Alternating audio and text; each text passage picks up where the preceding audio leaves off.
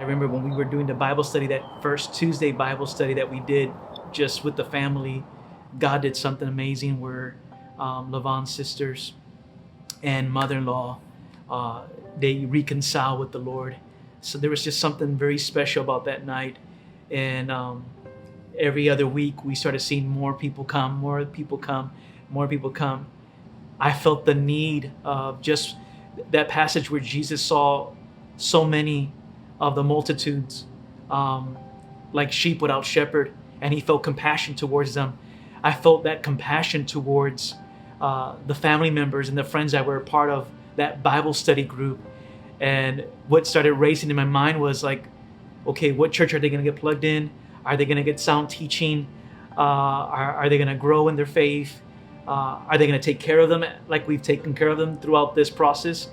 And all of that started just pondering in my mind and my thoughts.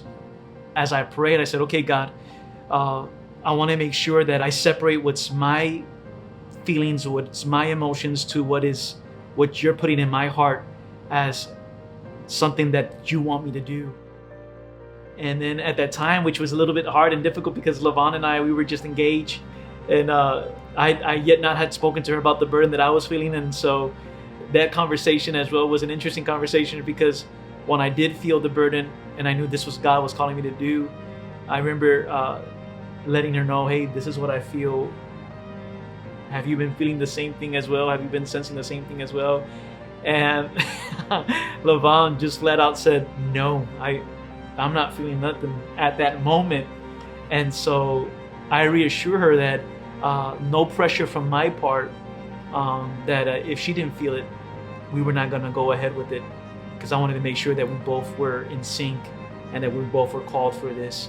And it was not until like a year later that she felt as well, coming out of one of our services. We were not talking about the possibility of being pastors. And I remember as we were driving back, she grabbed my hand, and with tears in her eyes, she says, let's do this. I'm all in. As we started to grow, I started looking around Waxahachie, and Ferris Methodist Church, they offer their building for us to just use it Tuesdays for Bible studies and for Friday services. It was a little bit hard because we had to be out of the building by 10 because the alarm would go off. And I remember one time we kind of were like 5 minutes before the time of the alarm, and oh my goodness, we were like running out of the church. We were running out of the church because the alarm was going to go on, and we didn't want to cause any problems to the building that we were leasing. Such a special place.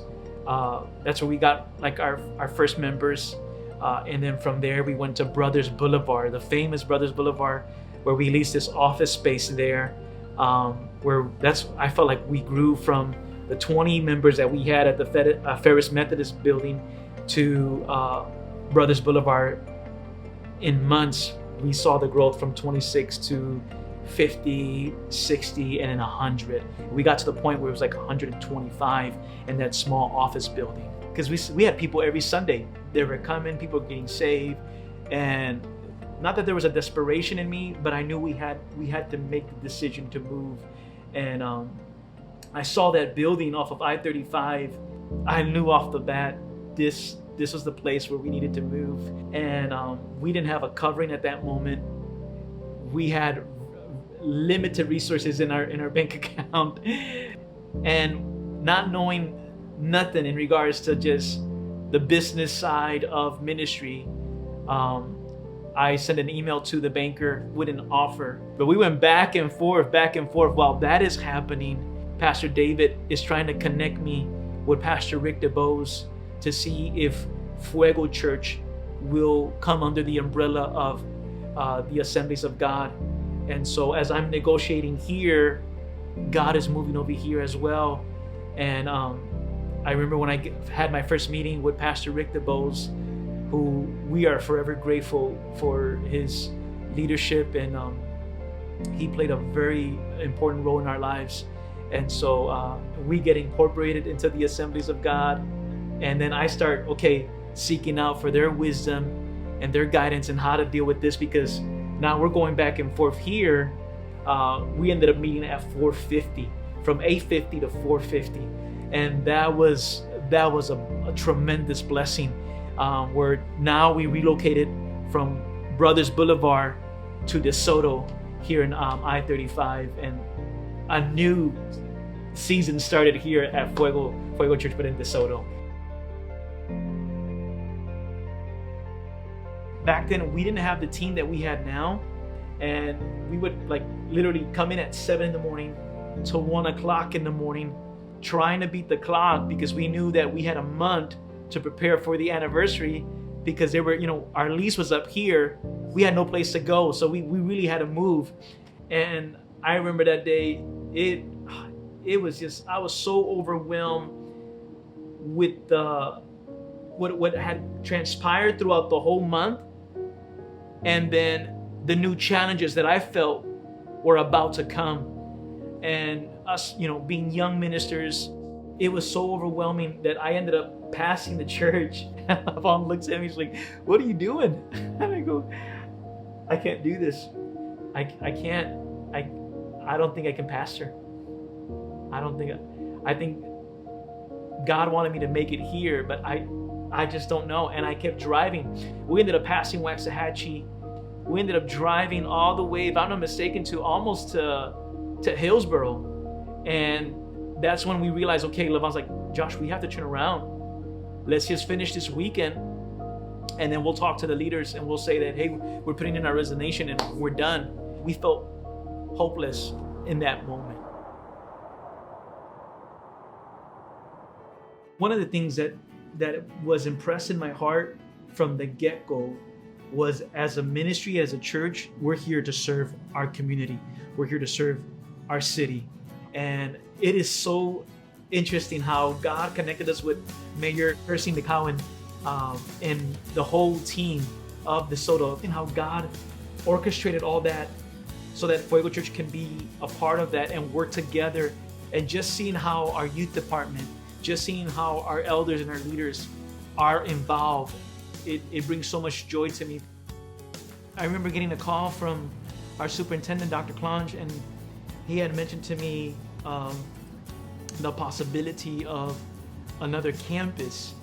And at that time at Fuego Church, we saw the increase, we saw the numbers. It was getting crowded, the overflow was getting crowded, and Pastor Jeff Borden was overseeing the church here in Red Oak, the Rock Church, and he opened up his heart and he shared with us his desire for the ministry.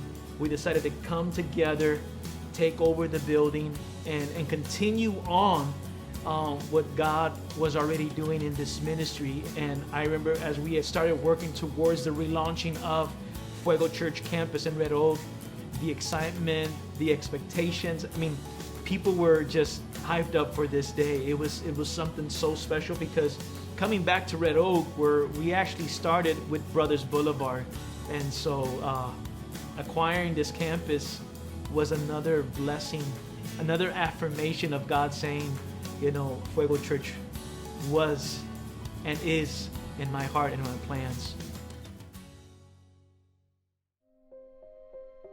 So Spanish is my first language, and then English. And I love preaching in Spanish. I love teaching in Spanish. I love reading in Spanish. I know my verses in Spanish. And when I saw him bringing different people from different backgrounds, ethnic backgrounds, it ministered to my heart, because I said, okay, God, there's people hungry for God's word, and they're coming to Fuego for a reason. Well, I started having Alva translate for me. I would preach in Spanish, he would translate in English, but then I challenged myself, okay, Josh, why don't you start preaching in English and teaching in English? And that was a challenge for me. But now we're like, okay, we have English services, we have Spanish service, we have bilingual service, because then we have our English speakers that they prefer the bilingual services instead of the English services. And then so it's a great mixture.